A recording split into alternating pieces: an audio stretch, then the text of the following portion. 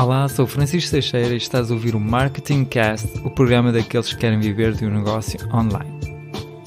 Esta semana estive à conversa com o Roberto Cortês. O Roberto é especialista em campanhas PPC, ou seja, campanhas de anúncios pagas. Portanto, se fazes anúncios pagos ou que pretendes fazer em breve, fica até ao fim, acredito que este podcast te pode ajudar. Nesta conversa, o Roberto também partilha connosco a sua história, conta-nos, por exemplo, como um simples vídeo transformou a sua vida. Também falamos do trabalho remoto e de como ser produtivo no mundo de distrações. O Roberto tem muita tendência para arriscar e por isso, ao longo desta conversa, falamos muito da coragem de fazer coisas difíceis, de sair da nossa zona de conforto e de ignorar os nossos medos. Portanto, espero que este episódio te ajude nas tuas campanhas e que te inspire. Sem mais transição, bora lá ouvir a nossa conversa. Olá Roberto, bem-vindo ao podcast. Olá Francisco, bom dia, obrigado. Nada, sou eu que agradeço, estou muito contente de estar aqui hoje contigo e gostava de pedir se podes apresentar, contar um pouco a tua história, o que estás a fazer atualmente. Sim, claro Francisco, olha, desde já obrigado pelo convite, é um gosto de me juntar aqui contigo e também partilhar aqui um bocado do que é um bocado o meu percurso, não é? Portanto, então, eu sou o Roberto Cortês, eu trabalho com marketing digital coisa de 7 anos e meio. Eu comecei, sou licenciado em Relações Internacionais, portanto tenho 29 anos. Comecei a trabalhar, minha primeira experiência profissional foi na República Checa, okay? Foi numa empresa chamada Webnode. Na altura fui lá parar graças a um vídeo no YouTube, portanto aqui já o digital ligado ao meu início de carreira, não é? Com um vídeo no YouTube acabei por ter uma oportunidade de emprego na República Checa. Ao entrar lá na empresa, eu percebi, portanto eu na altura fui trabalhar com marketing digital, mas uma coisa ainda um pouco, quer dizer, era júnior, bastante uma posição introdutória, não é? Uma posição normalmente bastante ampla, trabalhar com redes sociais, trabalhar com content marketing, trabalhar com eventualmente suporte a cliente. Portanto era assim uma posição um bocado ampla, mas eu depois facilmente percebi o que é que na empresa fazia gerar dinheiro lá, não é? Que eram os anúncios pagos, não é? E comecei então a minha especialização, o meu estudo focado nessa temática, na altura muito em Google Ads. Depois começou a aparecer o Facebook Ads por volta dessa altura, 2012, 2013, foi quando começou realmente a haver um boom no Facebook Ads, e por aí vai. Portanto, comecei então a focar o meu estudo nessa parte aí dos anúncios pagos. Depois também tive 2 anos na República Checa, aquilo lá fazia muito, muito frio e pronto, e 2 anos também foi o suficiente para aquilo que eu lá fui fazer, não era? Que era aprender, ter uma primeira oportunidade de trabalho e depois sim queria voltar para Portugal. Voltei para Portugal, tive uma experiência de trabalho também durante 2 anos na AdClick, uma empresa de uma agência de marketing digital no Porto, uma das maiores aqui do Norte, e maiores, não em termos também, mas em termos de qualidade de trabalho e qualidade das pessoas que lá trabalham, é realmente uma referência. E foi uma experiência muito, muito positiva para mim. Lá consegui aprender realmente com gente que era muito melhor do que eu, consegui realmente crescer como pessoa e como profissional, e tinha uma equipa realmente mesmo muito, muito boa. Pronto, fim desses 2 anos que tive na AdClick, tive depois uma outra experiência com uma startup, portanto um pouco, sempre foi um bocado, tive sempre aquela ideia do empreendedor e um dia gostava de ter algo muito mais meu e por aí vai. Portanto vi naquela startup uma introdução a esse empreendedorismo, digamos assim. Então estive lá durante 1 ano, as coisas também não correram muito bem, portanto a startup também fechou. De há 2 anos e meio para cá, trabalho com uma empresa que é o Jus Brasil, que é uma empresa, está na top 50 da web brasileira, portanto é uma empresa muito grande, temos mais de 30 milhões de acessos únicos por mês, e basicamente é uma empresa que ajuda pessoas a ligarem-se a advogados no Brasil. Portanto, alguém que precise de apoio jurídico no Brasil, em qualquer uma das áreas do direito, dentro do Jus Brasil vai conseguir encontrar ajuda para essas suas dúvidas e para esse acompanhamento. Basicamente, o que eu lá faço, o Jus Brasil é um, digamos, tenho um marketplace, não é? Onde as pessoas que têm problemas jurídicos preenchem os seus casos, não é? Quero-me divorciar, quero saber se tenho direito à herança, quero pedir uma pensão de alimentos ao pai dos meus filhos, quero qualquer coisa, né? As pessoas deixam lá os seus casos, esses casos ficam disponíveis para os advogados que, se virem interesse económico e se lhes interessar, se virem um potencial cliente, compram esses casos e respondem à pessoa. Portanto, é um marketplace que liga pessoas com problemas jurídicos a advogados que lhes vão ajudar a resolver esses problemas. Basicamente, ali o meu trabalho é muito de encontrar novos advogados para os colocar na plataforma a comprar essas leads e também encontrar casos jurídicos, encontrar pessoas que tenham problemas na internet, que sejam à procura de coisas muito específicas, através de anúncios pagos, direcioná-las para o nosso marketplace e fazer com que elas preencham esses casos e deixem lá as leads. Pronto, paralelamente a isto, eu também tenho uma agência própria, onde vou trabalhando aqui alguns clientes próprios, muito aqui focado na parte dos anúncios apenas, tanto Google Ads e Facebook Ads. Trabalho aqui com uma rede também de freelancers aos quais eu vou entregando também aqui alguma parte do trabalho desses meus clientes, e também dou formação.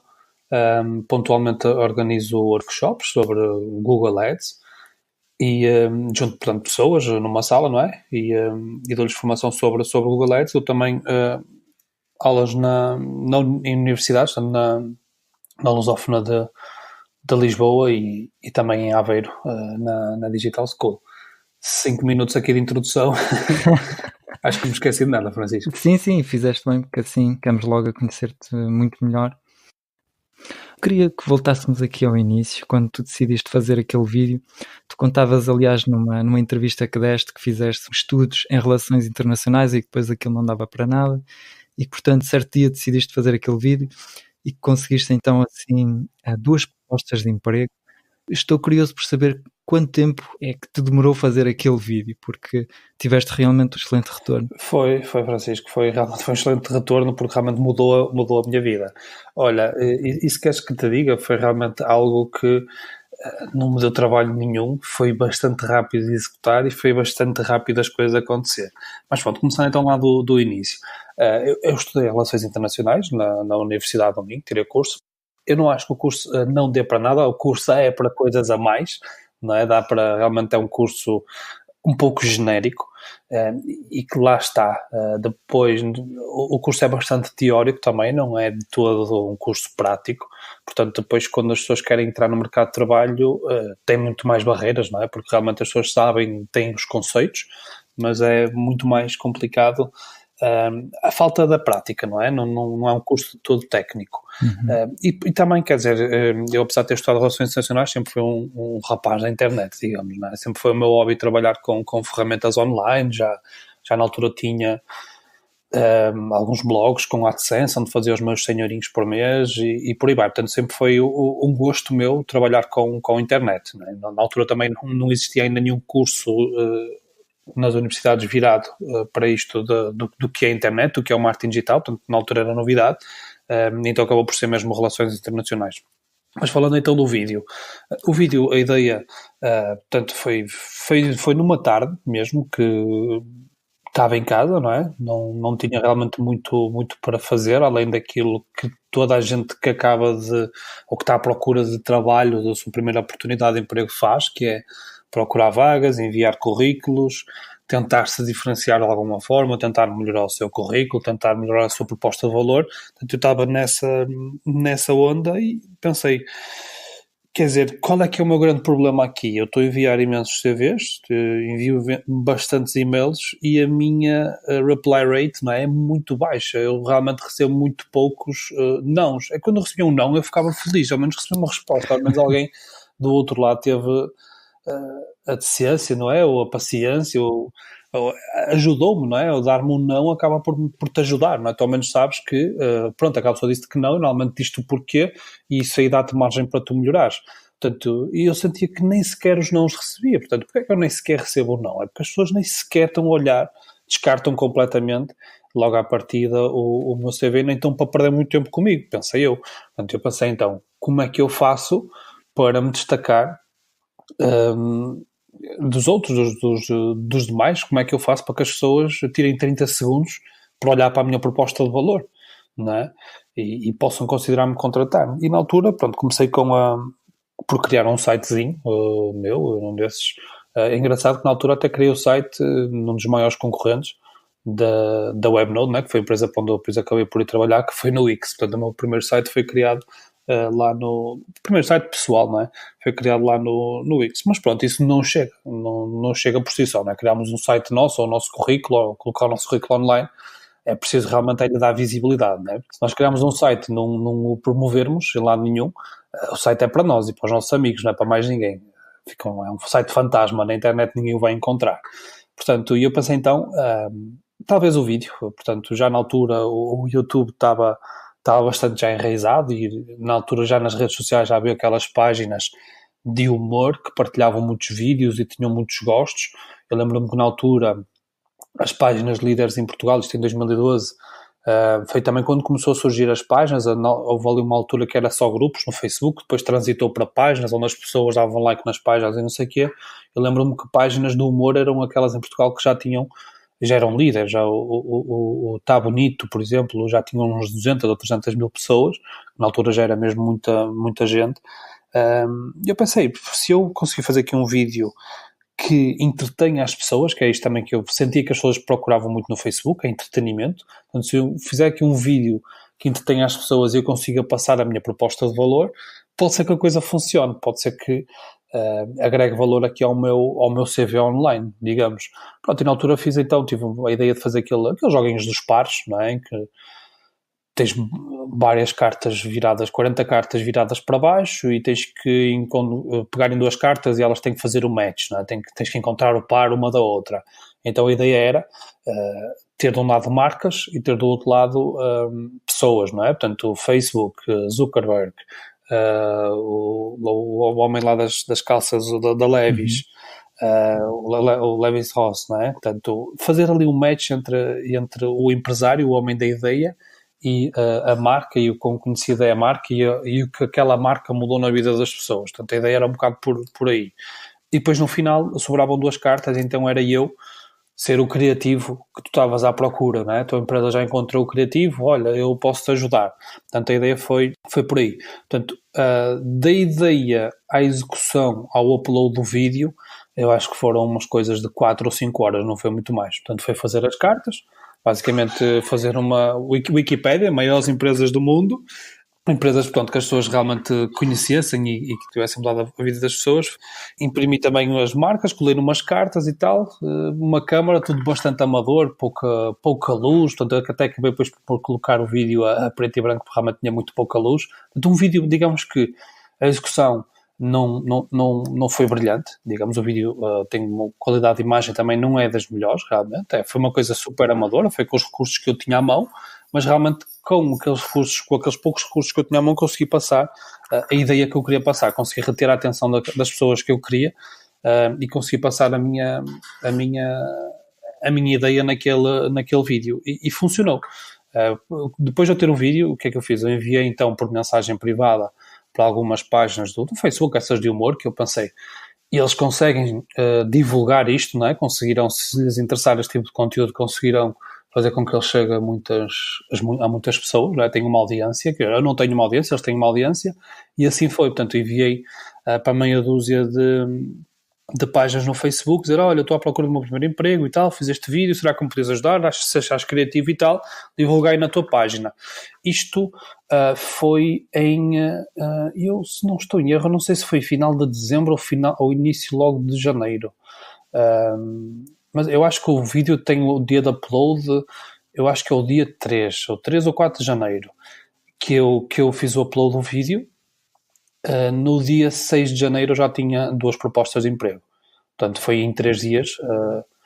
E na altura até foi engraçado. Eu enviei para várias páginas e a página que publicou primeiro, e depois na altura também funcionava um pouco assim, que era as páginas do humor. Uma publicava e as outras iam lá a roubar, entre aspas, não é? Quando gostavam das ideias e acabavam por partilhar também, o que era ótimo, não é? Para quem queria divulgar uma mensagem. E na altura, a primeira página que publicou, e que tinha uma audiência já muito interessante, 30 ou 40 mil pessoas já gostavam da página, era uma página que se chamava o Tá Fixe. O Tá Fixe, que era de um rapaz, eu não sabia que era de um rapaz de Braga, depois acabei por o conhecer ocasionalmente, mas era um rapaz de Braga que divulgou então o vídeo. O vídeo, nas primeiras 48 horas, ele chegou a 20 mil pessoas, portanto ele teve logo um pico de visualizações de 20 mil pessoas nas primeiras horas.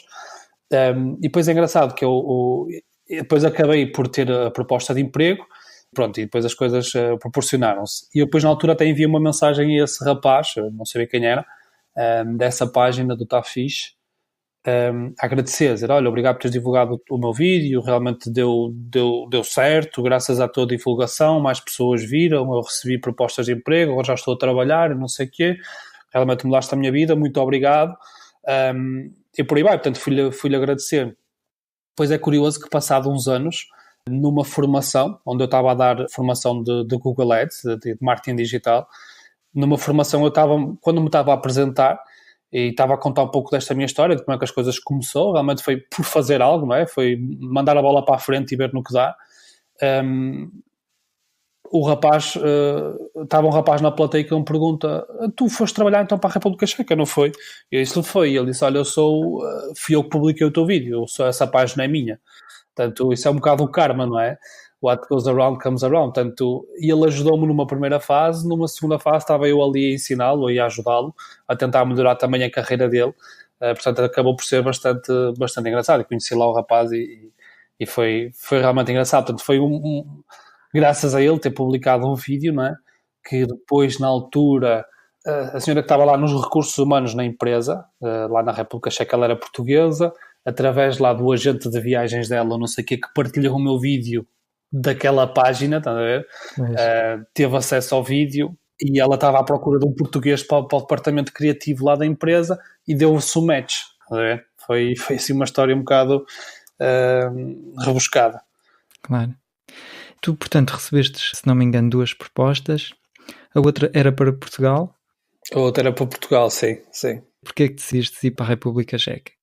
Olha, eu decidi ir para a República Checa porque eu realmente pensei, por que não, não é? Portanto, se tenho essa oportunidade de trabalhar já num país, num outro país, ter uma outra experiência, viver fora do país, aprender também a língua inglesa. Eu falava inglês, mas muito, muito mal, entendia muito bem, mas falava muito mal, porque realmente nunca tinha procurado sequer desenvolver o inglês. Pois. E eu pensei, por que não? Tenho aqui uma oportunidade. Portanto, eu vou para um país em que eu checo não falo, estou muito longe de o falar, e não falam português, portanto ninguém me vai entender, eu tenho que desenvolver o meu inglês. Portanto, também vi aquilo como uma parte de estudo para mim. E depois também pela empresa que era, já era uma empresa que tinha sites por todo o mundo, e eu achei o projeto super interessante e foi pelo desafio, Depois acabei por ter muita sorte na empresa que foi, na escolha que eu tive, porque eu acho que isto também é importante. As escolhas que nós fazemos depois vão totalmente influenciar a nossa carreira. As empresas onde nós trabalhamos e com quem trabalhamos vão totalmente influenciar a nossa carreira e a nossa margem de progressão até, né? Porque são os outros que puxam por nós, digamos. Eu na altura lá na República Checa, lá na Webnode, eu acabei por ficar integrado numa equipa de marketing digital de pessoas que trabalhavam eles tinham uma equipa de 20 e tal pessoas que trabalhavam só esta parte aqui do digital e do Google Ads, e essa equipa tinha umas 20 e tal pessoas e cada uma de países diferentes. Portanto, tinha um francês, um espanhol, um italiano, um checo, um eslovaco, um norueguês, dinamarquês, japonês, húngaro e por aí fora. Portanto, era realmente uma equipa de pessoas com muito, muito mais conhecimento que eu, muito mais experiência do que eu, super multicultural, e portanto que me ajudou e que me ajudou a puxar para cima, não é? Eu acabei depois na altura por ficar com uma conta que foi a conta brasileira da empresa, e essa conta brasileira representava 40% do negócio do Brasil, da empresa, digo. Portanto, numa equipa tão grande, o júnior ficar com uma conta das maiores da empresa, portanto foi uma responsabilidade muito grande que me fez, eu tenho que ir atrás da resposta, eu tenho que ser bom nisto, eu não posso falhar, não é? E como tinha tanta gente ali da qual eu me poderia servir para aprender, não é? E para melhorar, foi por aí. Portanto, foi uma decisão super acertada porque realmente acelerou a minha curva de crescimento. Se eu tivesse ficado por cá, na altura era uma empresa Está ligada aos stores, venda de stores para casa e não sei o quê. E na altura também a abordagem, eu não achei que fosse a mais simpática na altura. Às vezes um e-mail também que pronto, que queria mais trabalho, era mais trabalho, o salário também era um estágio, o salário baixinho, Ok. e a própria mensagem era estava à espera, era alguém que estava à espera de um Messias, não é? Quando eu apenas queria começar a aprender e queria começar a encontrar o meu espaço, não é? A trilhar o meu caminho, mas do outro lado estava já alguém com a expectativa de que estava ali perante o Messias do digital, e não era verdade, não é? Eu não tinha ainda esse conhecimento, portanto acabou por ser uma excelente decisão da minha parte. Foi duro, fui para um país sozinho, um país onde não entendia as pessoas, onde eu conseguia comunicar muito mal. Nos primeiros 6 meses eu comunicava realmente muito mal, mas desenrasquei-me, as coisas deram certo, portanto, e hoje em dia falo bem inglês, ou falo bem, quer dizer, desenrasco-me muito melhor, não é? Porque tive realmente 2 anos lá a falar inglês e pronto, e fiz amizades de pessoas de bastantes países, e que isso também me enriqueceu bastante enquanto pessoa. Ver outras culturas, ver outras formas de trabalhar, também acho que foi realmente uma aposta certeira. Excelente. Então depois foi que tu te especializaste mais em PPC. Podes explicar o que é exatamente? Sim, explico, Francisco. Então, o PPC é como a própria a sigla quer dizer, é o pay per click, não é? Pagar por clique, não é? Portanto, é tudo que seja anúncios pagos, é isso que quer dizer o PPC. Portanto, eu quando digo que me especializei aqui nesta parte do PPC, é basicamente me especializar em ferramentas, não é? E neste caso aqui, específico, as 2 maiores ferramentas de PPC aqui para quem trabalha mercado português, ou até mesmo mercado brasileiro, as 2 maiores ferramentas de PPC são o Google Ads, não é? Que são os anúncios no Google, e dentro destes anúncios do Google temos então os anúncios na rede de pesquisa. Quando alguém procura por determinada palavra-chave, saltam uns anunciozinhos lá no topo ou até no fundo da página a dar resposta àquilo que as pessoas estão a procurar. Portanto, isso são anúncios no Google, eles são pagos por clique, não é? Lá está a questão do pay per click. Eu faço isso, anúncios na rede de pesquisa, mas também há outro tipo de anúncios no Google, que são os anúncios na rede display, aqueles bannerzinhos que nós vemos pela web fora, vemos muito o remarketing, não é? Quando entramos num site do Booking, começamos a ver aquelas casas por todo lado, portanto isso é o remarketing, são anúncios da rede display. Há também anúncios no YouTube, anúncios de vídeo, há anúncios também no Gmail. Portanto, quando falamos do Google, são bastantes coisas. Há anúncios também no Google Shopping e por aí vai. Portanto, isto são, tanto falando em redes, Google, de um lado, não é? Onde temos todos estes subprodutos dentro do Google, e depois também, agora, desde então, não é? Mais ou menos desde 2012, 2011, o Facebook. Também é uma rede incrível de PPC, de pay-per-click. Porquê? Porque estão lá as pessoas, não é? Tem uma audiência enorme e nós, através do Facebook, conseguimos chegar às pessoas. Portanto, eu quando digo que me especializo em PPC, é essencialmente isto. Trabalho com anúncios dentro do Google, trabalho com anúncios dentro do Facebook. Mas já tive experiência com muitas outras plataformas ao longo desta caminhada. Estas as duas são realmente as 2 maiores, aquelas que nos conseguem atrair mais volume de cliques, mais volume de tráfego. Também já fiz anúncios no SAP, por exemplo, mas lá está, são muito menos as pessoas.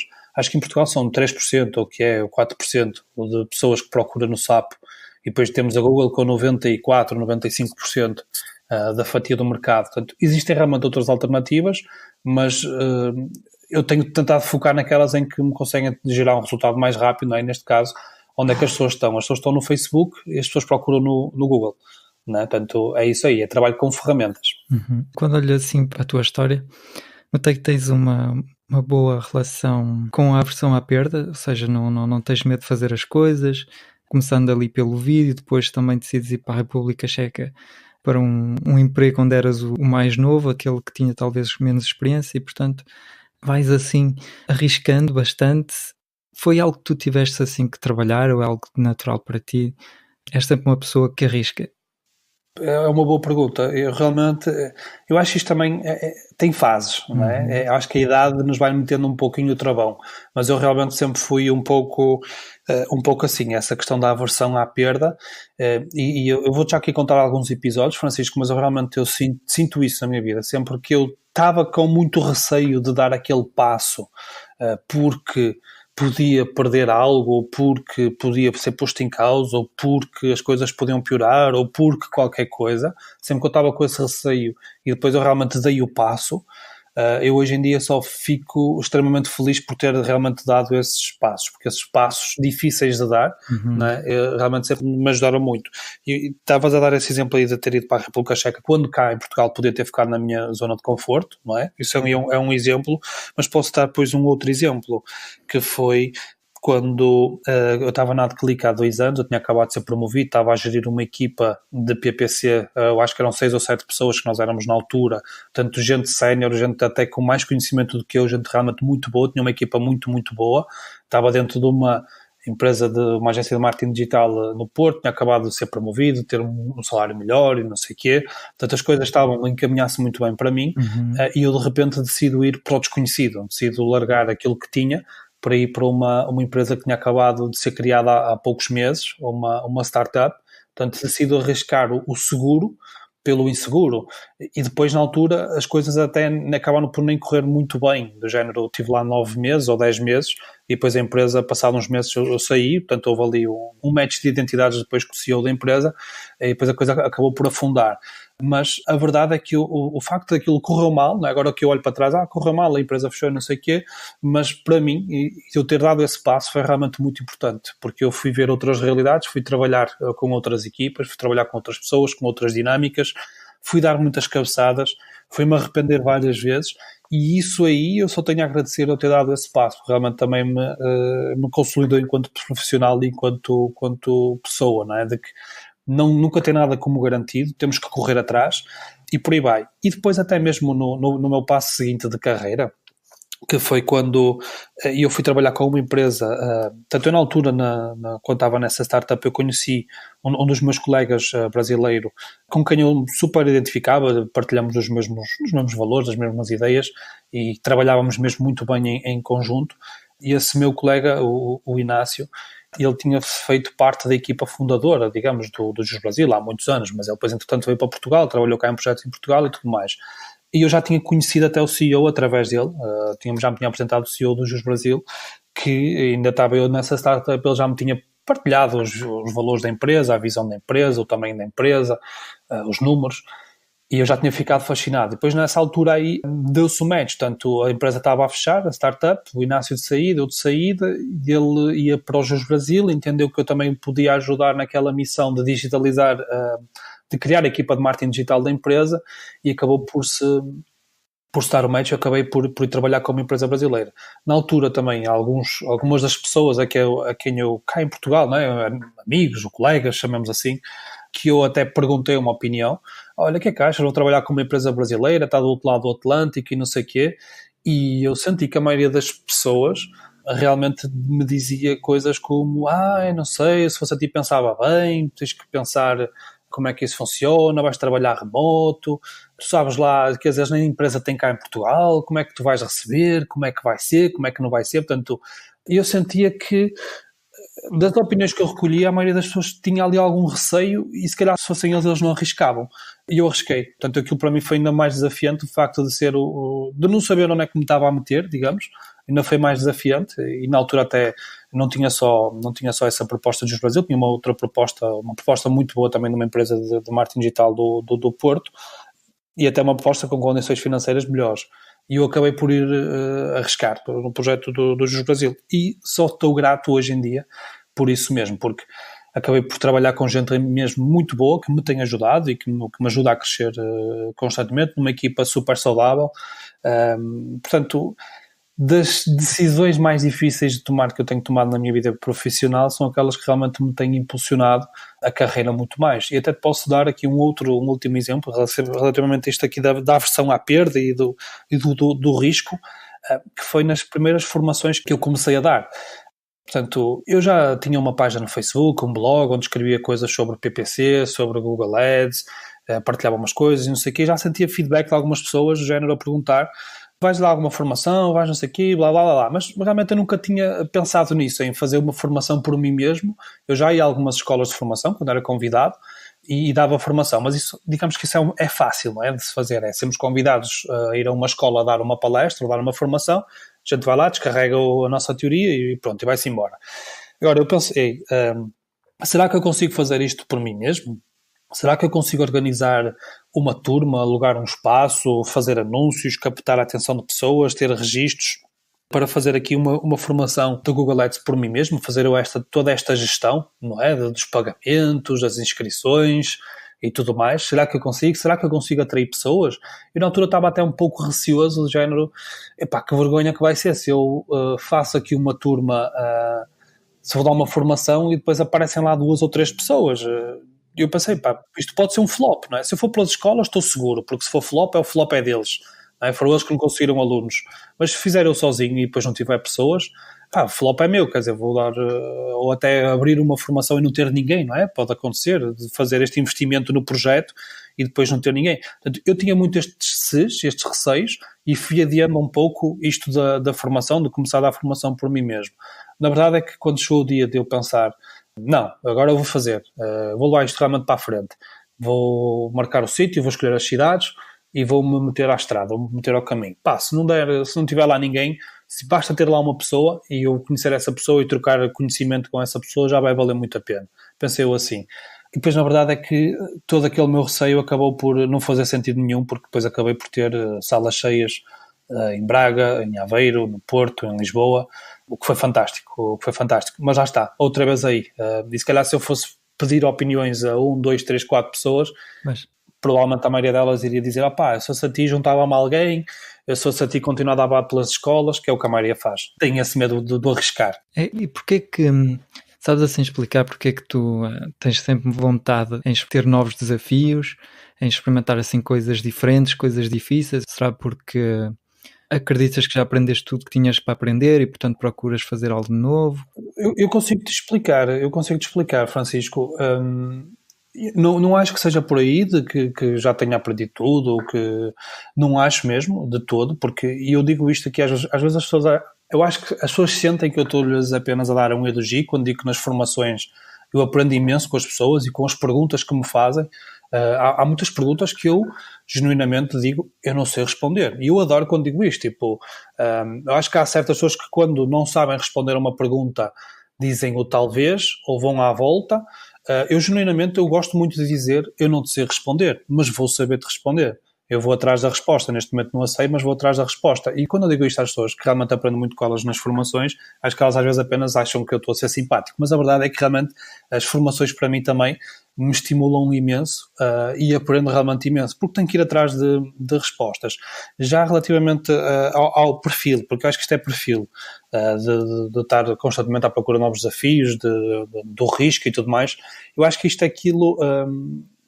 são aquelas skills que não se ensinam, percebes? Eu acho que está com as pessoas.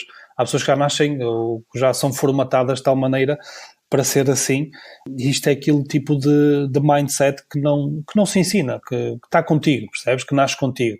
Há pessoas que gostam muito mais de estar na sua zona de conforto e há outras pessoas que tendem a arriscar muito, muito mais. Eu, se calhar, já fui muito mais a arriscar no passado. Acho que também com a idade e com a experiência também vamos... começar a ponderar muito mais as decisões, mas mesmo assim essa parte aí do risco continua sempre lá. Uhum. Isto, realmente, eu quando tento contratar pessoas, e já contratei bastantes pessoas, já entrevistei muita gente, e aqui também recentemente andei a entrevistar pessoas para me ajudar como freelancing, para trabalhar em anúncios de Facebook comigo, ou trabalhar em anúncios do Google e tudo mais, Francisco. E do que eu tenho sentido é que eu tenho procurado pessoas com este perfil, com o perfil de arriscar, o perfil empreendedor, aquele perfil de querer ser owner da coisa também, não é? De querer ter um parceiro, uma espécie de sócio comigo, que partilhe desta mesma visão, não seja aquela pessoa que quer o simples trabalho das 9 às 6, que quer picar ponto, que quer ter o seu dinheirinho certinho ao final do mês. Tento buscar pessoas fora disto, fora deste círculo, e acredita que realmente é um trabalho muito, muito difícil.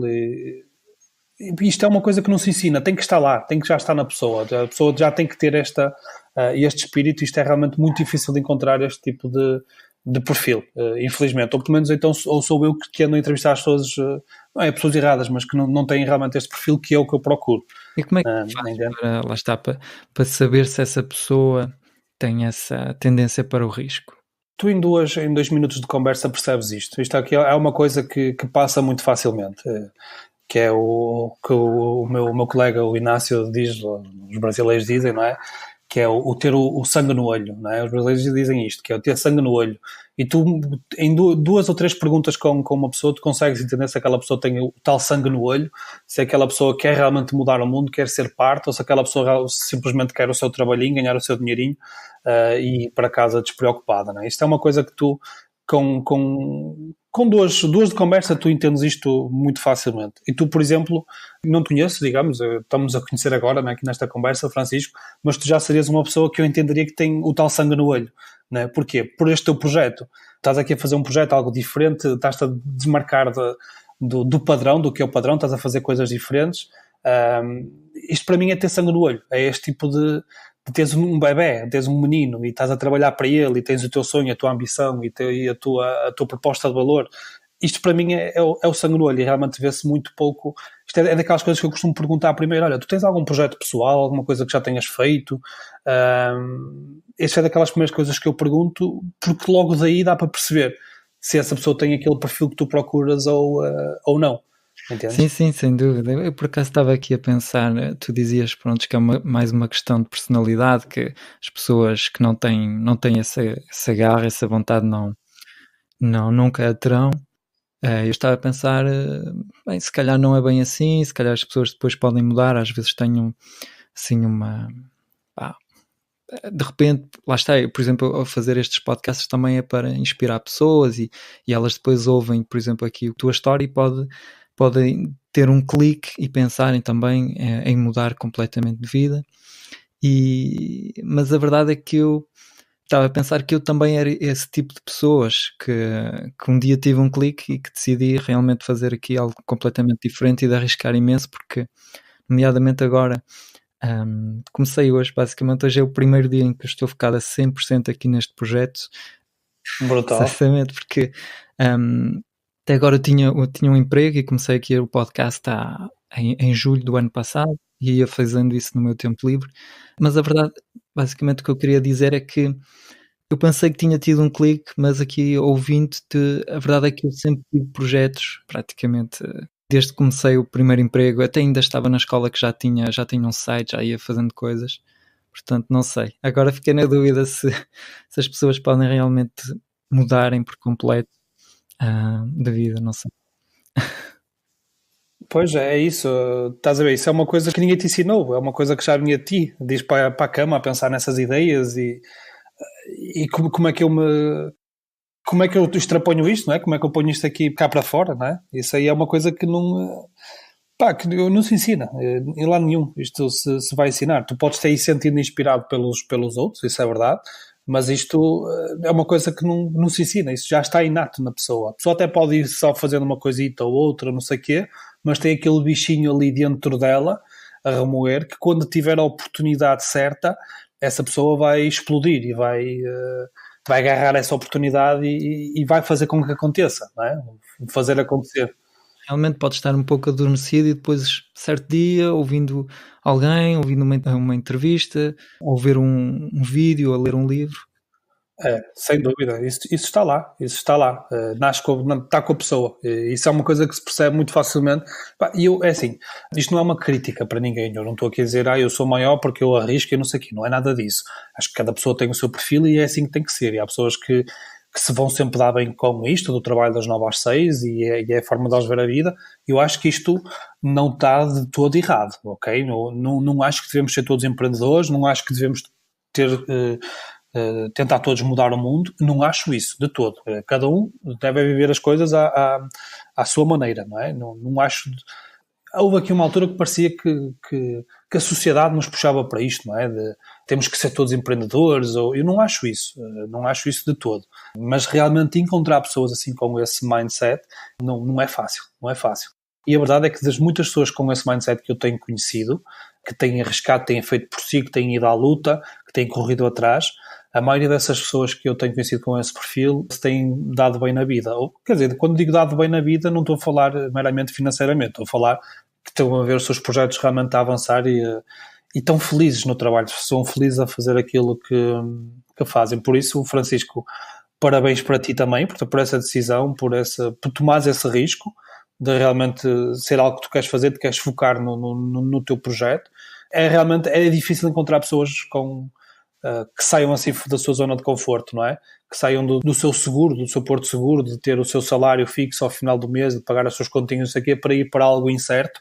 Realmente é muito difícil encontrar gente assim, portanto, muitos parabéns e eu estou certo que os teus projetos, se não for com este, será com um outro qualquer e muitos outros que tu terás, que te vais sair muito bem, não duvido disso. Obrigado, vou trabalhar para isso. Queria-te fazer aqui algumas perguntas sobre trabalho à distância, porque lá está, tu estiveste a trabalhar então com a Juice Brazil aqui de Portugal, não é? Imagino. Sim, nós agora já temos a empresa cá criada em Portugal e temos também um escritóriozinho no Porto, mas o nosso trabalho é 95% remoto. Trabalhamos remotamente sempre. Ok. A questão, lá está, era a propósito do trabalho remoto, porque tu dizias que gostas de estar com pessoas à tua volta, portanto, tu trabalhavas diretamente de casa ou em coworks? Eu tenho trabalhado sempre de casa. É assim, para mim foi novidade também, não é? Trabalhar 8 horas por dia, 10 horas. Quer dizer, trabalhar de casa nem existe isso, as 8 horas, porque a verdade é que tu estás sempre no teu local de trabalho. Tu acordas, já estás no teu local de trabalho. Tu antes de ir dormir estás no teu local de trabalho. Portanto, o facto de tu trabalhares em casa, tu acabas por trabalhar muito mais do que 8 horas. Eu não estou a dizer que isto é negativo ou positivo, não é? Depois tens de fazer também esta gestão da situação familiar, não é? Tentar dar tempo a tudo. Mas o facto de tu trabalhares em casa, tu parece que tens que estar sempre on. Estás a ver? Eu sentia muitas vezes quando tinha que ir para o escritório, muitas vezes eu saía do escritório, aqueles dias exaustos, eu simplesmente, 7 da tarde, 8 da noite, eu desligo, amanhã há mais, eu já nem quero saber de mais nada. E vou para casa, desligo, fico totalmente off, e amanhã às 9 da manhã é outro dia. Trabalhando em casa eu acho que nunca consigo fazer esse off, estás a ver? Estou em casa, estou sempre ligado, estou sempre on, estou sempre disponível, estou sempre a fazer qualquer coisa. Pronto, trabalhar de casa exige, acima de tudo, muita responsabilidade e muita rotina. Tu tens as tuas próprias práticas. Porque trabalhar de casa, a verdade é uma. Estás, primeiro, rodeado de distrações e, segundo, não estás rodeado de incentivos. Isto é, tu, quando estás no escritório, tens pessoas à tua volta com quem tu podes falar, comunicar, trocar umas ideias e que as pessoas estão ali. Portanto, tu tens um incentivo a estás ali até a trabalhar, não é? Quando estás em casa, tu não tens esse incentivo, não tens ninguém ali a olhar para ti, ver se tu estás a trabalhar ou não. Não estou a falar tanto nessa parte do controle, mas o facto de tu estás a olhar para um colega e estás a vê-lo a fazer qualquer coisa, tu também já vais fazer qualquer coisa. Portanto, tens esses incentivos a que tu sejas produtivo num ambiente de trabalho. Estando em casa, tu não tens esses incentivos e depois, por outro lado, tens outras distrações. Tens o frigorífico perto de ti, depois tens a televisão com o Netflix e tens a PlayStation e tens mais não sei o que ao teu lado. Portanto, estás a ver, trabalhar de casa, não tens incentivos e ainda tens super distrações. Portanto, tens que ter, acima de tudo, isto é algo que se cria, é algo que se constrói, ter disciplina. Não é? E depois ainda por cima não tens um horário de trabalho, que é o meu caso. Eu não tenho horário de trabalho, tento ter das 8h30 às 6, 7 e por aí fora, tento ter esse horário de trabalho, mas não o tens, digamos, então isso tem que ser, disciplina, isto é treinado. Eu confesso que nos primeiros meses eu tinha muitos picos de distração, distraía-me facilmente com qualquer coisa, de estar a trabalhar, por exemplo, e ter a SIC Notícias em plano de fundo. É só para ir ouvir as notícias, só para estar aqui para não estar aqui no meu isolamento total, só para estar aqui a ouvir uma voz diferente e só para estar a acompanhar o que é que está a acontecer. E facilmente eu me distraía a ver as notícias, estás a ver? É preciso, acima de tudo, disciplina, teres as tuas próprias rotinas e depois é outra coisa, que é, e a malta lá do Juice Brazil sempre me falou nisto e é um conceito que me faz total match com os meus valores, que é, tens liberdade, não é? Tens liberdade, mas associado a este conceito de liberdade tens um outro que é muito importante, que é a responsabilidade. Portanto, tu fazes o teu horário, trabalha quando quiseres, mas, meu amigo, tu tens objetivos, tens trabalho a apresentar. não é? Portanto, também é isto, eu quando trabalho com freelancers, uma das formas de remuneração que eu mais gosto de ter com as pessoas é trabalhar por projeto. É dizer às pessoas o seguinte, olha, eu preciso que tu me ajudes com este cliente em Facebook Ads, por exemplo. Pá, eu não quero saber se tu trabalhas 1 hora ou 5 horas, isso é contigo, ou quando é que tu trabalhas. Eu quero é que o trabalho seja feito. Quanto tempo isso vai levar ou não, pá, pois isso é contigo, ou quando é que vais fazer isso. Portanto, associado a este conceito de liberdade, é sempre a responsabilidade, não é? Não me interessa se tu estás neste momento a trabalhar agora, interessa-me sim que tu tenhas a consciência que tens aquela responsabilidade e que eu estou à espera que tu me entregues determinado resultado. Isso aí é o mais importante. E a forma como eu trabalho é, se eu amanhã quiser ir de férias, quer dizer, amanhã é feriado, amanhã vamos todos de férias, mas se num dia qualquer ou numa semana qualquer eu decidir, olha malta, vou de férias, ok, desde que o teu trabalho esteja alinhado, estás à vontade. Isto é o mais importante, não é? A gente viver, digamos, de consciência tranquila, termos a nossa responsabilidade, mas sabermos que se eu faltar agora uma semana, se eu faltar 2, se eu for agora para o Japão durante 1 mês ou 2, que as coisas vão continuar a acontecer, isto é o mais importante, é esta responsabilidade. A propósito disso, tens o hábito de viajar enquanto trabalhas? Eu viajo imenso. Eu e a minha esposa, pronto, é uma das nossas paixões realmente, são as viagens e o facto até de eu trabalhar remoto ajuda com que nós possamos, quer dizer, a única entrave aqui para nós viajarmos é realmente o calendário dela, é a disponibilidade dela, não é? Porque por mim, digamos que eu estou sempre disponível. Portanto, se ela, já aconteceu até dela ir passar uma semana à Espanha, não é? Ela foi para Madrid em trabalho uma semana e eu fui com ela. Porquê? Porque eu tenho essa disponibilidade, eu posso, desde que tenha a internet e o computador, eu ligo-me ao mundo e faço o meu trabalho, portanto, seja de onde for. Não é? Às vezes às vezes as pessoas perguntam-me de onde é que eu trabalho. Depende, não é? Eu neste momento tenho 2 casas, à semana estou em São João da Madeira, porque a minha esposa está aqui a trabalhar na Mola Flex, a fábrica está cá, e ao fim de semana estou em Faf, que é onde temos a nossa casa. E, portanto, eu tanto trabalho de um lado como do outro, e quem diz estes 2 sítios pode ser num outro sítio qualquer, desde que eu tenha o computador comigo e acesso à internet, isto não, digamos que não há, é o verdadeiro nomadismo digital, não é? Não há barreiras. Portanto, e acabamos por viajar bastante, porque eu sempre que viajo levo o meu computador, okay? Levo sempre um router com internet, o meu próprio router com internet comigo, só mesmo para a eventualidade. Tenho que andar sempre com o trabalho atrás de mim, porque assim, os investimentos dos clientes e os investimentos das empresas não tiram férias, não é? As campanhas não pausam em agosto para férias, portanto, eu estou a gerir dinheiro, portanto eu tenho que ter este controle diário e não quer dizer que eu tenha que trabalhar todos os dias, mas tenho que ter pelo menos todos os dias a ver como é que estão as coisas, está tudo bem, se não houve um anúncio que foi reprovado, se não houve uma página que caiu, se não aconteceu qualquer coisa, não é? Portanto tenho que ter este controlo mesmo estando em férias. Portanto, para qualquer lado que eu vou, o computador e a internet atrás de mim e estou totalmente à vontade. Portanto, estar na minha casa, no meu escritório, ou estar no Japão a trabalhar, para mim é exatamente igual. Dá-nos esta liberdade, o trabalho remoto. Depois queria te perguntar, na parte da disciplina, como é que tu fizeste para perder aqueles maus hábitos? Como é que tu fizeste para gerir melhor o teu tempo, as tuas prioridades? Tens assim algumas dicas, tipo de coisas que fazias antigamente e que agora não fazes? Olha, em termos dessas, eu continuo com um mau hábito péssimo que é o hábito do frigorífico, não é? Ele continua aqui perto, portanto eu acho que esse hábito aí, por muito que eu trabalhe em casa, não vai dar para controlar. Até acho que eu tenho engordado até, desde que estou a trabalhar remotamente tenho engordado. Portanto, quando uma pessoa está numa empresa no escritóriozinho, acaba por tirar aquela hora para o lanche, eu aqui estou em casa, estou quase sempre a lanchar, não é? Mas pronto. Relativamente a outras coisas, como a televisão ou Playstations ou não sei o quê, isso é realmente uma coisa que é com o tempo, é natural, acabas depois por tu próprio nem teres essa vontade de ter, sabes que tens aquele trabalho, sabes, a melhor forma de tu ignorares essas distrações é sobrecarregar-te de trabalho. Se tiveres realmente eu normalmente faço isto, tenho aqui sempre um caderninho, ou até estou a usar aqui uma aplicação aqui no Chrome, que é o Momentum, é uma extensãozinha aqui do Chrome, quando há uma tab nova, eu coloco aqui os meus to-dos, portanto eu tento sempre aqui na minha lista dos to-dos ter muita coisa, não é? Isto até pode parecer até um pouco antiprodutivo, de ter realmente uma lista de to-dos muito grande, depois acabamos por não fazer nada, não é? Pois normalmente é o que acaba por acontecer, mas para mim funciona. Ter uma lista de to-dos muito grande faz com que eu não me consiga sentir bem comigo próprio enquanto aquilo tudo estiver ali. Portanto, eu tenho que desbravar caminho, não é? Tenho que começar aqui a cortar estes meus to-dos. Portanto, acaba por ser quase que uma obrigação tua própria de nem sequer teres interesse em de ires ver uma Netflix ou de ligar uma PlayStation.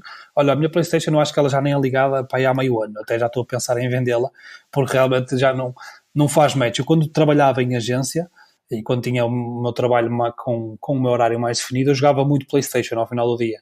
Hoje em dia eu acho que já não é ligo para aí há meio ano, já estou totalmente off da PlayStation. Quem diz PlayStation diz a televisão, por si só.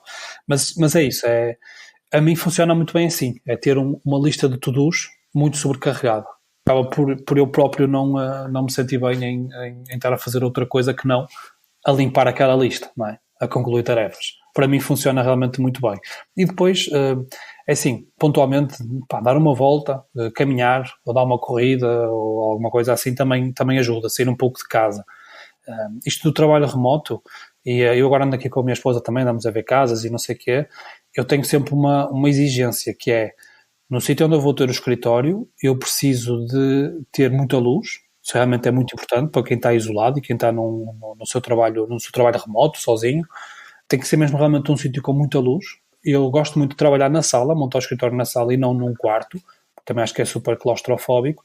Porque, quer dizer, não só luz, tu também tens que, se estiveres num sítio onde tu sintas movimento, estás a ver, perto de uma janela, os meus dois escritórios, tanto em Faf como em São João da Madeira, são mesmo ao lado da janela, porque tu sentes movimento, sentes que o teu cérebro não fica só totalmente focado naquilo que está a acontecer, mas também recebes uns outros estímulos de fora, percebes? Sentis a luz, sentis o sol, sentis movimento lá fora, barulho lá de fora. A mim ajuda-me até a motivar para trabalhar mais. Parece um bocado estranho de se falar, mas realmente funciona assim. É engraçado que nós temos ido ver casas e a primeira coisa que eu olho nas casas é a sala. Né? Eu olho para uma sala e tento idealizar logo onde é que seria o meu escritório, seria aqui, seria espaço, seria condições, não sei o quê. Tento logo idealizar isso. E já aconteceu de eu olhar para a casa, a primeira coisa que eu olho é a sala e dizer logo não gosto da sala, portanto esta casa aqui não vai dar para mim. E já me aconteceu recentemente de um senhor da imobiliária, ele sugeriu, mas olha, tem aqui um T3, porque é que você não faz o seu escritório no quarto? E eu disse-lhe, eu posso fazer o escritório no quarto, mas ao fim de 2 semanas eu vou-me atirar da janela, não é? Porque, quer dizer, se eu me fechar dentro de um quarto com pouca luz, sem contacto externo, sem movimento, sem nada, quer dizer, eu vou entrar em depressão. Portanto, isto aqui do trabalho remoto, acho que cada pessoa terá a sua forma de lidar com a coisa, mas eu tenho estes meus ganchos aqui que realmente me têm ajudado. Preciso estar num sítio iluminado, sentir movimento lá fora e ter sempre aqui uma lista de tarefas bastante carregada para evitar distrações. É muito interessante. Agora queria te perguntar, falarmos mais talvez aqui de campanhas. Será que tens assim um cliente, a história assim interessante sobre uma grande aprendizagem que tiveste? Como é que sabes diferenciar uma boa de uma má campanha? Se calhar um dia tiveste um novo cliente e viste ali, epá, isto assim não funciona, temos que fazer assim um exemplo, um estudo de caso, de qualquer coisa assim que foi realmente muito interessante. Sim, eu posso dar aqui alguns exemplos. Em primeiro lugar, Francisco, eu quando começo a trabalhar ou com uma empresa ou com quer dizer, seja por exemplo, com o Jus Brasil, não é? Portanto, tem sempre, ou com o Jus Brasil, ou com um cliente qualquer, digamos. O que tem que haver logo à partida, não é? Se eu vou gerir o dinheiro daquela empresa, daquela pessoa, o que tem que haver, para mim, que é fundamental para que o trabalho funcione, tem que haver mindset do outro lado. A pessoa tem que perceber, primeiro, o valor do meu trabalho, segundo, como é que as coisas se vão proporcionar. Ok? E quando eu digo isto, são coisas do género. Acontece muitas vezes ok, tu fazes anúncios no Google, então eu dou-te 100 e tu dás-me 400, então bora lá. Assim, fazer anúncios, há sempre uma maior probabilidade de insucesso do que sucesso. Isto é uma coisa que às vezes custa a entender. E que quando nós vamos começar a fazer anúncios pela primeira vez para uma marca, o que nós vamos fazer, e normalmente é isto, eu não prometo resultados a ninguém, porque eu acho até isto no digital, prometer resultados, ou garantir resultados a quem quer que seja, quer dizer, é uma falácia, quer dizer, não é garantido que as coisas vão ser assim, ok? Normalmente que eu tento me posicionar lá do lado do cliente e explicar-lhe o seguinte: você vai me dar dinheiro para a mão e eu vou ajudá-lo a entender melhor sobre o seu negócio online. Nós vamos investir para aprender. Se isso vai gerar resultados ou não, vai muito depender também do tamanho do nosso investimento ou até da nossa resiliência, não é? Mas é um processo, fazer campanhas de publicidade é um processo de melhoria contínua. Não é? Nós vamos perder muito dinheiro, vamos gastar muito dinheiro mal gasto, porque nós só vamos saber o que é que funciona do que é que não funciona, gastando dinheiro nos dois, no que funciona e no que não funciona. E nós passamos o que funciona, temos que realmente meter dinheiro em todo lado, em várias estratégias, em várias palavras, em vários tipos de anúncios e por aí fora. Várias estratégias de landing page e etc. Portanto, eu tento-me sempre posicionar um pouco neste sentido de vou ajudá-lo a entender melhor e a conhecer melhor o seu negócio online. E quando do outro lado as pessoas entendem isto, é pessoa para trabalhar comigo. Muitas das vezes não entendem, portanto eu logo à partida digo, olha, não sou a pessoa indicada para o ajudar no projeto, que é quando, sim, isso tudo muito bem, mas isto tem que dar resultado. É para isso que nós vamos trabalhar, mas se a expectativa é que aquilo realmente tem que dar resultado, eu prefiro não aceitar o cliente, e mesmo que me pague bem, mesmo que seja um cliente interessante para o portfólio, mesmo que isso tudo, eu prefiro não aceitar, porque sei como é que o trabalho é. O trabalho tanto pode dar para o certo como pode dar errado. Eu já trabalhei em projetos, só para teres uma ideia, Francisco, em que nos 12 primeiros meses foi investir, foi ROI negativo durante 2 meses, 12 meses, digo, durante um ano, ROI negativo, perder dinheiro, milhares de euros, chegava a perder 1.000 euros, 1.500 euros num mês, que não dava fruto do investimento. E são projetos que hoje em dia estão a gerar 20 ou 30 mil euros de lucro por mês. Okay? Mas foi preciso um ano de resiliência para fazer todo o tipo de abordagens, todo o tipo de estratégias, testar vários tipos de palavras, vários tipos de landing pages, várias abordagens ao próprio modelo de negócio em si. Esta resiliência faz parte do sucesso. Não é? Se alguém vem e tem a expectativa de, neste mês, no primeiro mês de arranque, as coisas têm que funcionar às mil maravilhas, eu à partida já tendo a descartar-me desse trabalho em si. Portanto, e também porque não é interessante, quer dizer, se eu aceitar um desse tipo de clientes e se depois a coisa não der para o certo, porque é o mais provável é que não dê certo logo no início, é o tal trabalho de melhoria contínua, eu além de perder o cliente, além desse cliente se ir frustrar muito rapidamente comigo, eu vou ter uma pessoa a falar mal do meu trabalho e eu não quero de todo isso, não há dinheiro que pague isso, esse bom relacionamento com as pessoas e quem anda aí a espalhar a tua própria mensagem. Não é? Quero que as pessoas espalhem a minha mensagem, dizer, olha, eu trabalhei com o Roberto e estou satisfeito, olha, as coisas até nem deram certo, mesmo que seja assim, olha, as coisas até nem deram certo, mas eu aprendi muito e já sei pelo menos o que não fazer e até já sei como, se eu for a fazer no futuro, como é que eu poderei ter maior probabilidade de sucesso. Portanto, é um bocado por aí. Portanto, em primeiro lugar, tento filtrar esse mindset e depois, em termos aqui de casos de sucesso, digamos, ou de empresas com quem trabalhei e a coisa até foi gira, eu posso dar aqui um exemplo, que é o exemplo do Child Diary. O Child Diary é uma aplicação para jardim-escola e para creches e infantários. Portanto, qual é que é o propósito ali do Child Diary? Basicamente estás a ver as creches, os infantários que têm lá as turminhas deles, aquilo, o que é que está a acontecer? A maioria faz o quê? Faz grupinhos no Facebook, mete lá os pais, depois vai metendo lá fotos das crianças e não sei o quê, portanto privacidade zero, não é? Quer dizer, eu tenho o meu filho numa creche e eu estou dentro de um grupo de Facebook, os pais dos outros filhos andam a ver os meus filhos e estás a ver, fica assim um bocado estranho. Então o que é que eles criaram? Criaram uma aplicação para eu só ver eu só vejo os meus filhos, não é? Portanto, eu tenho o diário, na minha aplicação é o diário do meu filho. Ele lá diz que eu entreguei o meu filho na escola às 9h30, às 10 tiram-lhe uma foto, às 11 publicam que ele teve a comer uma maçã, ao meio-dia dizem que ele teve a dormir bem. Portanto, tenho ali a rotina do meu filho e não dos filhos dos outros. Isso não me interessa, só quero realmente saber da rotina do meu filho. E se eu entrego o meu filho e ele hoje até está doentinho, pela aplicação eu vou saber, eles vão-me informando através da aplicação como é que ele está, tirar-lhe uma fotografia e não sei o quê. Portanto, tem esta questão aqui da privacidade, as rotinas diárias e tudo mais.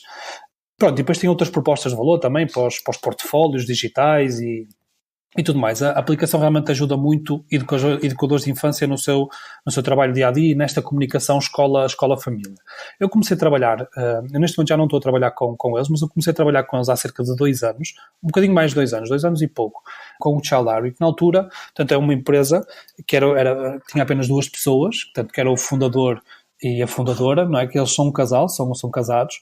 Ela é educadora de infância por profissão, e entendeu que realmente havia este leque, este problema aqui de comunicação escola-família, e ele, engenheiro informático, viu uma oportunidade de negócio na coisa. Portanto, ela todos os dias chegava à casa e se queixava dos problemas que enfrentava no seu trabalho diário, e ele, como empreendedor, como engenheiro informático, viu ali uma excelente oportunidade para fazer negócio. E assim foi, criou a aplicação e tudo vai.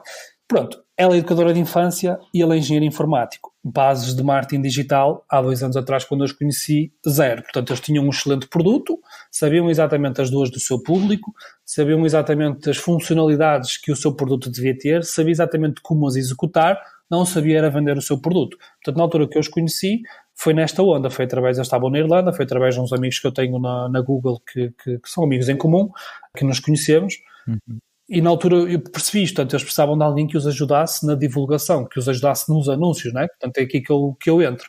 E quando falávamos de marketing digital, portanto, taxas de conversão era uma coisa que não existia, funis de conversão era uma coisa que não existia, landing page otimizadas à conversão não existia, campanhas em Facebook, campanhas em Google, remarketings, estratégias de inbound marketing não existia. Portanto, toda a empresa ela era 100% offline. Portanto, eles tinham o produto, não é? Mas não tinham o inbound marketing, eles não faziam captação de leads e nutrição de leads, eles não faziam isto, eles o que faziam era, digamos que era o negócio páginas amarelas, iam às páginas amarelas, deixa-me cá ver quem é que são os colégios e infantários que aqui existem, vamos ligar para eles, vamos apresentar o telefone, ao telefone vamos apresentar o nosso produto, ou vamos enviar um e-mail frio, digamos, não é? Sem a pessoa sequer saber quem nós somos, vamos mandar um e-mail a apresentar-nos.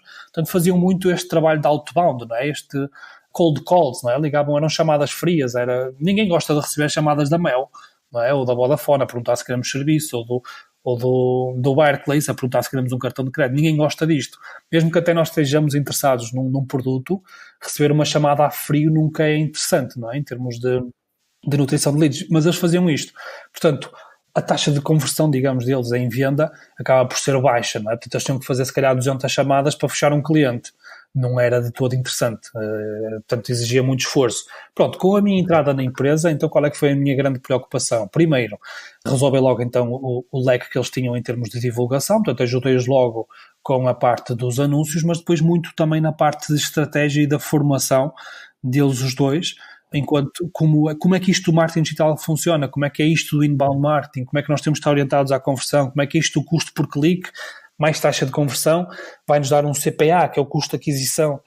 Nós temos que nos focar em leads, volume, depois criar um funil de e-mail para nutrição de leads e por aí fora. Portanto, tudo isto aqui do que é o inbound marketing, eu fui-os ajudando a dar-lhes estes conceitos e a estratégia, como é que a empresa poderia funcionar, e a verdade é que hoje em dia a empresa, o Childary, é 100% de marketing digital, 100% inbound marketing, não há cold calls. Portanto, todo o processo é feito via landing page, a pessoa vê o produto, a proposta de valor, se interessa, registra-se para o free trial, entra num funil de e-mails que a vai nutrindo, e depois recebe uma demonstração, tudo mais. Portanto, hoje em dia é totalmente 100% digital e totalmente inbound.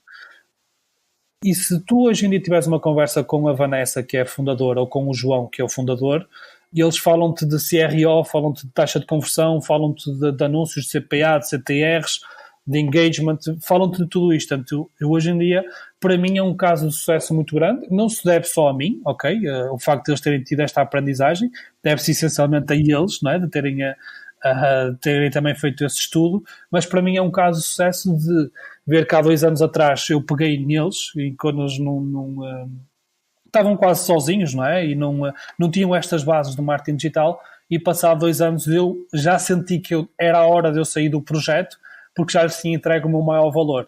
Eles já tinham treinado pessoas in-house para fazer anúncios e até contrataram um rapaz que saiu, estava há 7 ou 8 anos na Google, na Irlanda, que saiu de lá para ir vir trabalhar com eles. Portanto, já conseguiram montar uma boa equipa interna eu senti que a minha entrega de valor já não era tão grande.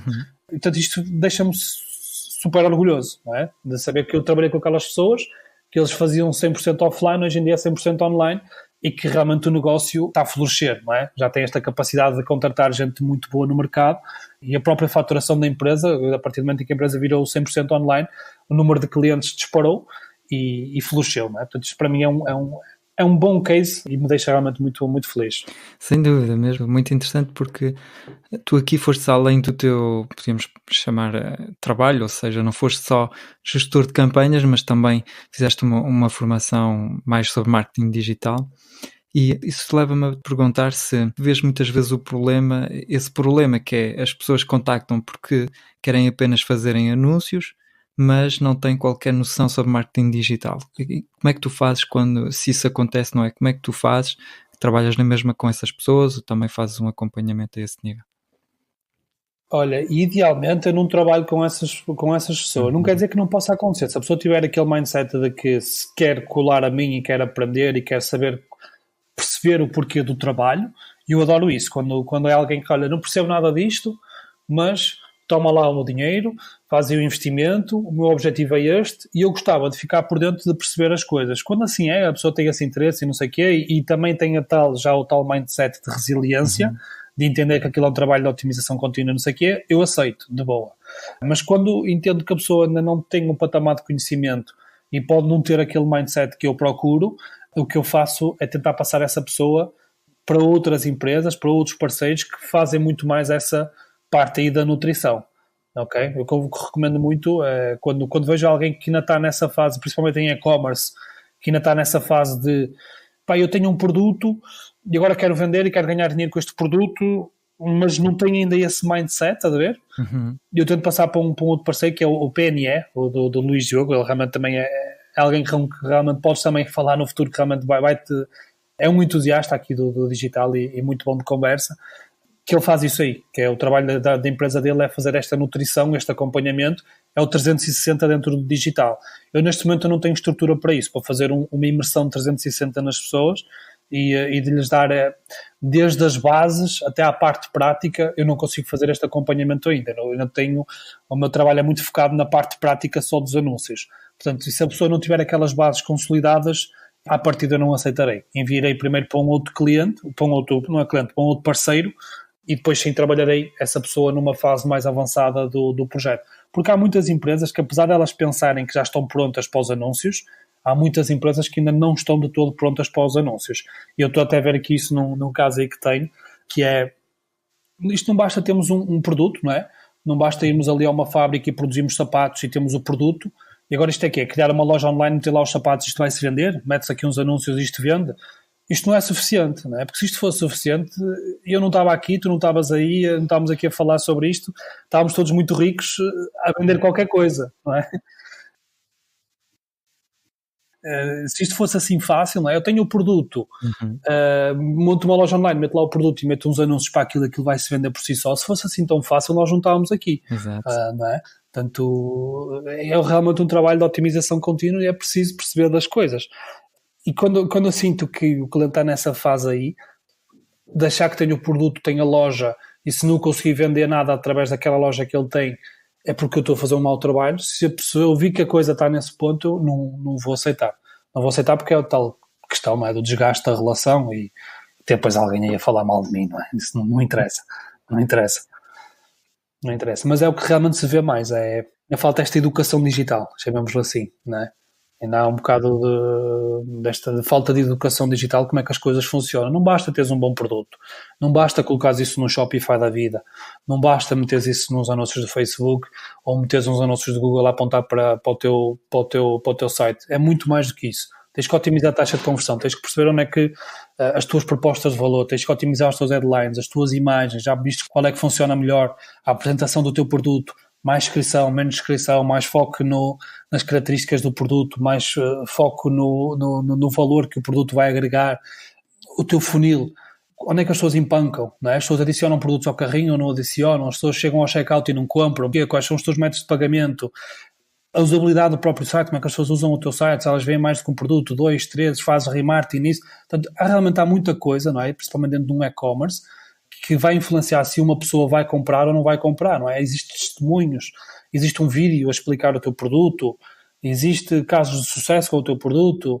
estás a ver? Portanto, há muita coisa realmente dentro de um e-commerce que vai fazer aumentar a probabilidade da pessoa comprar ou não. Não basta simplesmente criar um sitezinho, meter lá um Shopify, meter lá um produtozinho, colocar isso em anúncios e vamos ficar todos ricos. A coisa realmente não, infelizmente, não é assim tão fácil.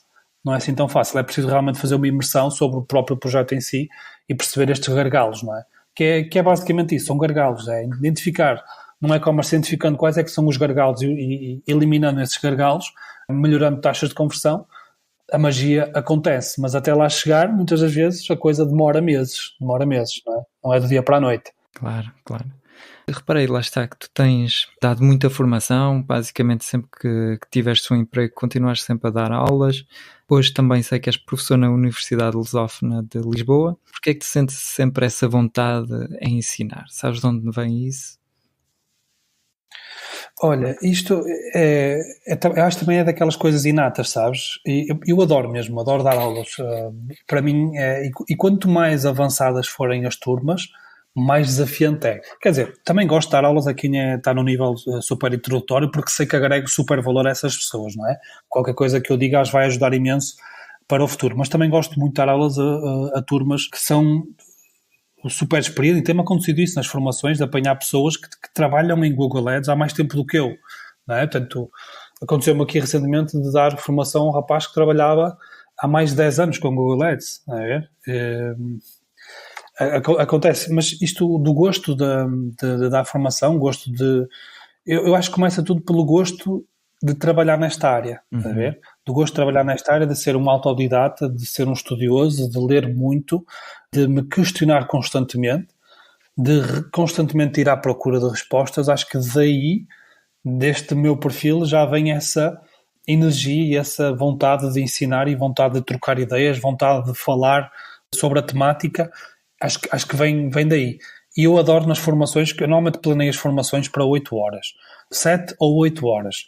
O que acontece, e eu fico extremamente feliz quando isso acontece, é as formações durarem 9 horas ou até 10 horas. Às vezes uma formação que é suposto terminar às 6 já me aconteceu uma formação que era para terminar às 6 da tarde, terminar quase às 8:30 da noite. E senti que as pessoas estavam ali. Porquê? Porque isso aconteceu porquê? Porque as pessoas faziam muitas perguntas, o que é ótimo. Eu fico super contente quando assim é, porque realmente sei que lhes consigo entregar valor e que elas vão para casa com imensa informação na cabeça e que as vou ajudar no futuro. E isto é realmente uma coisa que eu adoro fazer.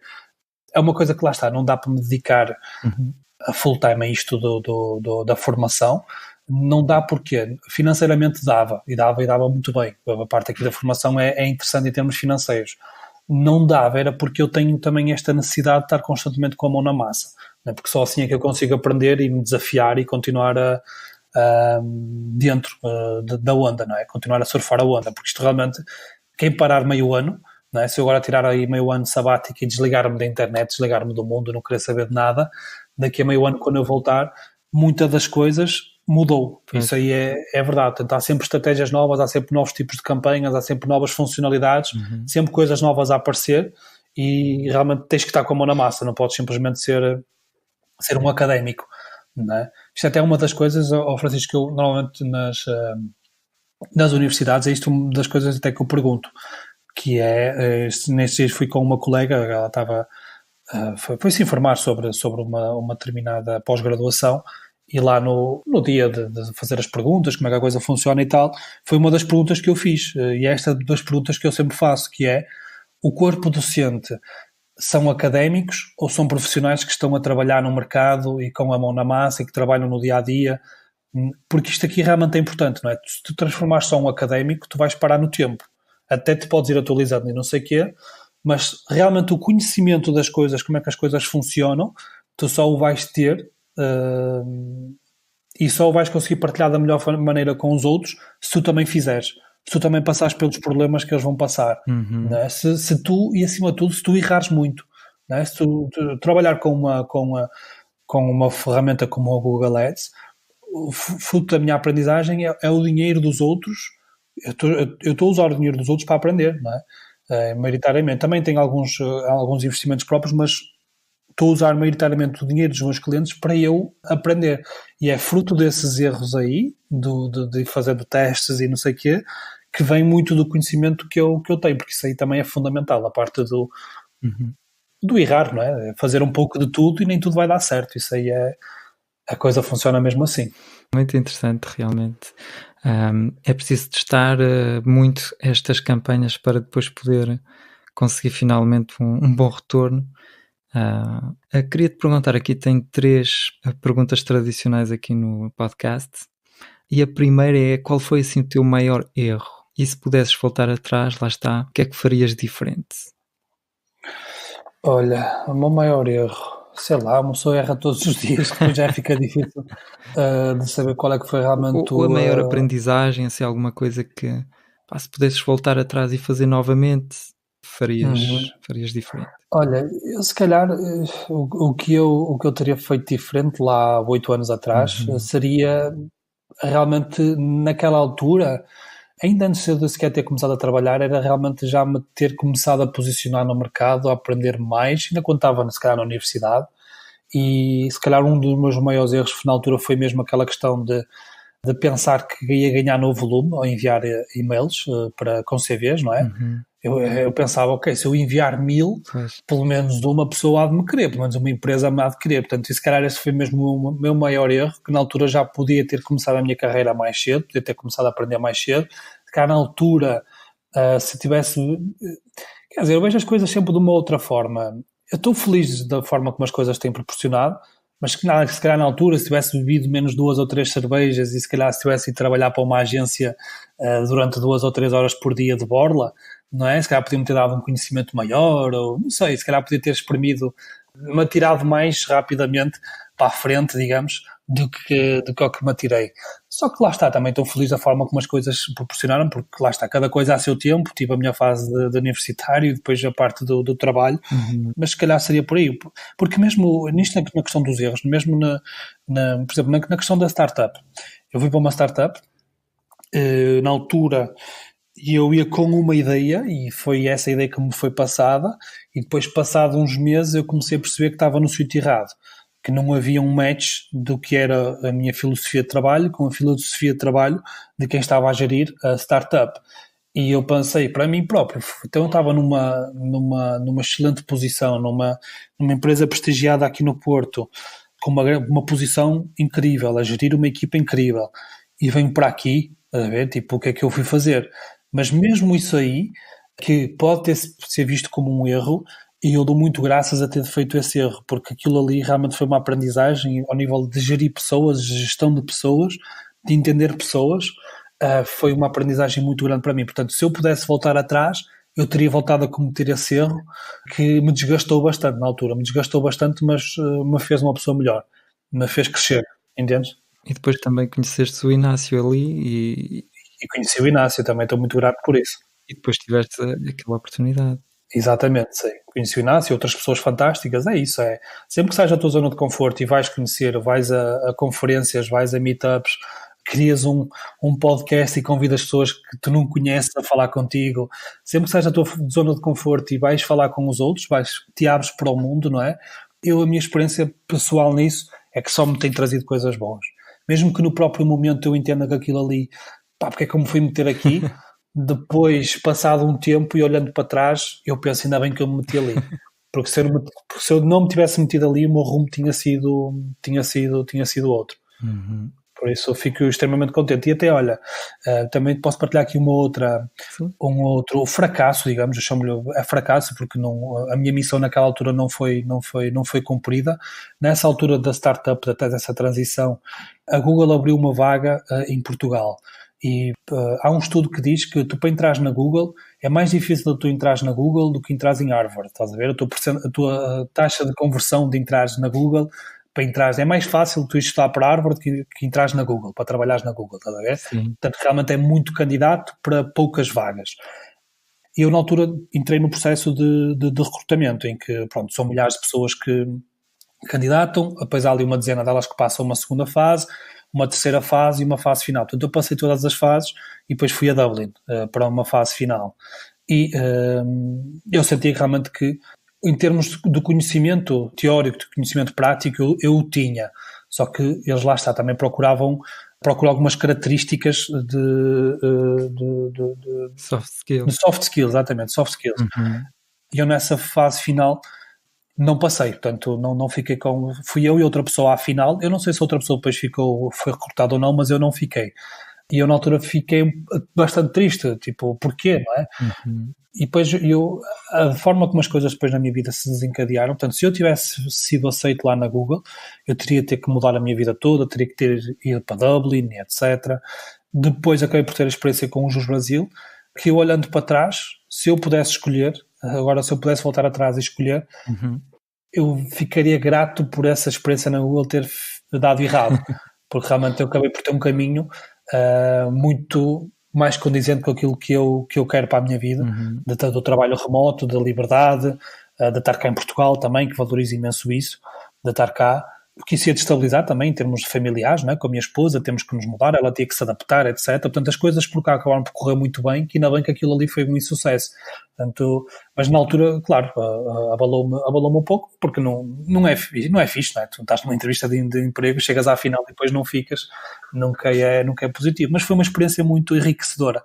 E mais que não seja, olha, fui fazer uma bela viagem lá. Por acaso, a malta lá da Google trata muito bem os seus convidados. Um hotel espetacular, refeições, foi mesmo tudo à grande. Foi incrível. E mesmo lá as pessoas que eu conheci lá dentro da Google também, tenho lá vários amigos, mas outras pessoas que me entrevistaram lá, pessoas realmente muito capazes, mas eu acho que na altura também o que me atraiçoou foi este meu perfil empreendedor. Eu falei imenso disto na entrevista e para eles não acredito que era esse tipo de pessoa. Para aquela vaga em específico, se calhar para outras poderia ser, mas para aquela vaga em específico eles queriam alguém que tivesse um compromisso muito grande com o trabalho a longo prazo e não a curto prazo. Eles provavelmente viram o meu perfil e pensaram, este gajo está aqui 2 anos e vai-se embora. Provavelmente foi isso aí que me traiu, mas pronto, faz parte. Excelente. Queria-te perguntar se tens um livro que recomendas frequentemente. Olha, assim, em termos de livros, eu li aqui recentemente, agora até está a minha esposa a lê-lo, que foi o Pensa e Fico Rico. Realmente foi aqui um livro que em termos de ideias me ajudou bastante. Depois há um outro, que é o One Minute Manager, também que é um livro é pequenino, portanto tem ali umas ideias, aquilo ali lê-se num dia, o livro. Eu acho que eu li num dia mesmo. Que nos ajuda, isso é uma coisa que eu tento melhorar sempre, que é gestão de pessoas, falar com pessoas, liderar pessoas, não é? Como fazer isto melhor, como pôr sempre nos sapatos dos outros. O One Minute Manager, portanto, é um livro também muito bom. Depois, em termos de Google Ads, que normalmente os livros que eu recomendo 2. Um em espanhol, que é o Trucos e Ideias para Google Ads, portanto, que é de um... Ora bem, eu não sei, ele chama-se qualquer coisa da Penha. Portanto, se alguém tiver a ouvir o podcast e se quiser saber qual é o livro, ele custa 25€, dá para mandar via de Espanha, portanto, quem também perceber espanhol, que me pergunte, que eu digo qual é que é o livro, que ajuda bastante para quem está a iniciar e não só, mas também para quem já está no nível avançado, porque ele consegue misturar bem a parte inicial com dicas avançadas. Muito, muito bom. E depois há também um outro livro, que está na Amazon também a 10€, que é escrito por um britânico, que é o Kyle Sutherland, ou lá como é que ele se chama, e o livro é o Tips and Tricks Google Won't Tell You. Portanto, que é um livro muito prático também para isto aqui do Google Ads. Portanto, dicas avançadas com a experiência dele, coisas realmente que agregam valor. Portanto, mesmo para mim, que tenho um profundo conhecimento da plataforma, aquele livro agregou-me imenso valor. Aprendi imenso com aquele livro. Portanto, se alguém tiver a ouvir o podcast e se interessar por isto, que me venha a perguntar. robertocortes.pt ou LinkedIn ou algum lado onde me encontrar, podem perguntar à vontade. Exatamente, já respondeste à última pergunta, que era para onde é que podíamos enviar as pessoas. Exato. O LinkedIn normalmente funciona bem. LinkedIn ou até mesmo no Facebook, eu falo... normalmente, antigamente eu não fazia isso, não adicionava pessoas no Facebook que eu não conhecia. Hoje em dia estou muito mais aberto a isso. Eu quero pessoas que tenham interesse nisto, adicionem-me, não me importa que vejam as minhas fotos com a minha família, com o que é que seja, não quero saber.